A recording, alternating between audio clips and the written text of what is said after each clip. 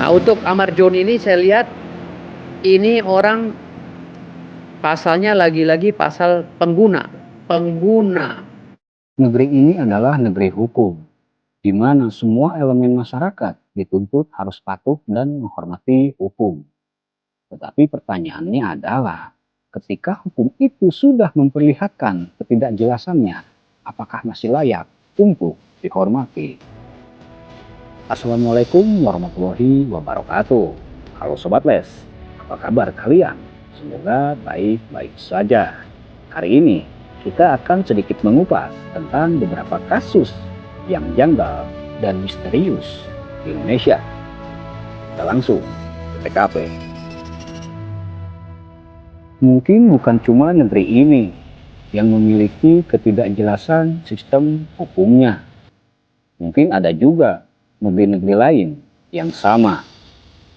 Namun, sekarang kita sedang bicara soal negeri yang sangat dicintai oleh masyarakatnya ini, yaitu negeri yang banyak orang sebut sebagai negeri Konoha. Negeri yang berdiri tegak di atas asas Pancasila dan hukum, yang katanya dulu sangat dijunjung tinggi, jelas, tegas, dan adil. Namun, belakangan ini justru seperti tampak bias dan samar. Terutama dari sudut pandang sistem kesterilan, ketransparanan, dan keadilannya. Apakah ini hanya perasaan kita saja sebagai para masyarakat awam? Atau memang seperti itu adanya?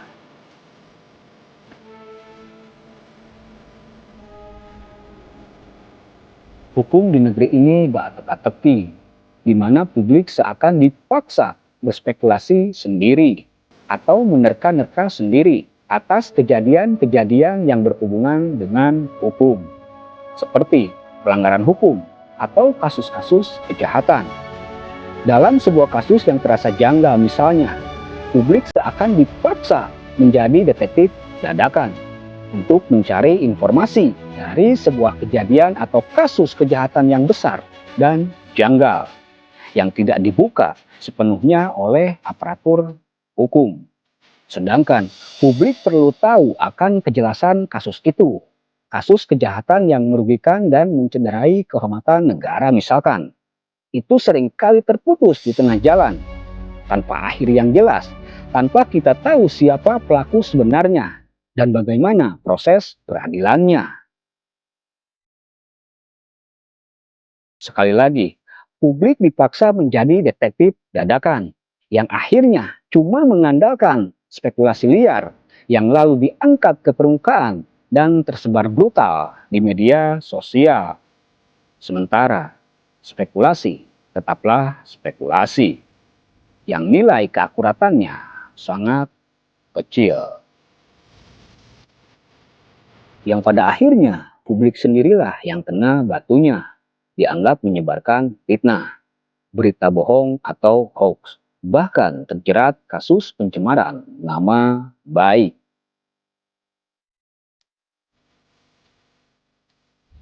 Banyak kasus yang terasa bagai misteri di negeri ini. Kita ambil contoh kasus Jessica Wongso yang sampai saat ini masih menjadi misteri. Siapakah pelaku sebenarnya?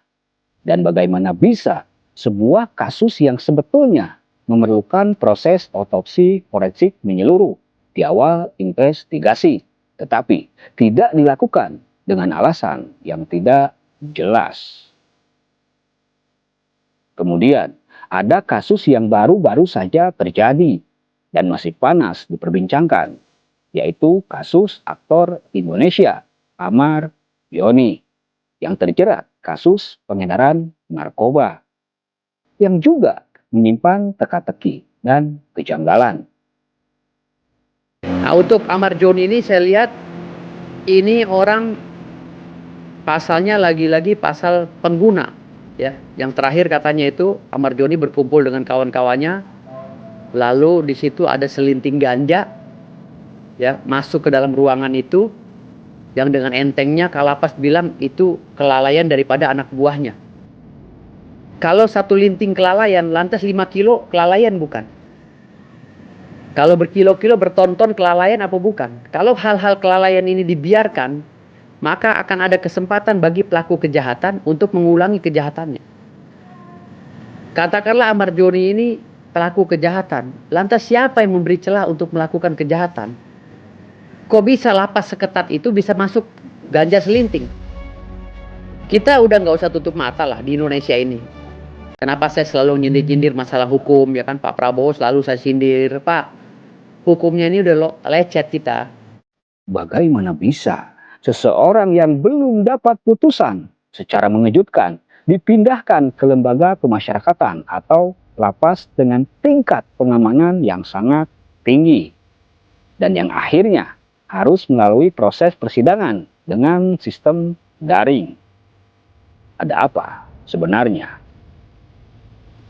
Apakah ada kejahatan terselubung dari dalam aparatur hukum? Atau ada orang-orang penting yang berpengaruh di negeri ini yang tidak mau boroknya atau aibnya terbongkar? Atau hanya sekedar pengalihan isu dari kasus-kasus besar yang lainnya yang melibatkan orang penting negeri ini? Atau bahkan ada permainan dari pihak lembaga pemasyarakatan sendiri yang tak mau kejelekannya terungkap, sehingga mereka mengambil keputusan untuk mengintervensi seseorang yang sementara kasusnya belum terbukti jelas, baru sebatas dugaan. Bagaimana bisa kita menghormati hukum kalau seandainya hukumnya sendiri jahat?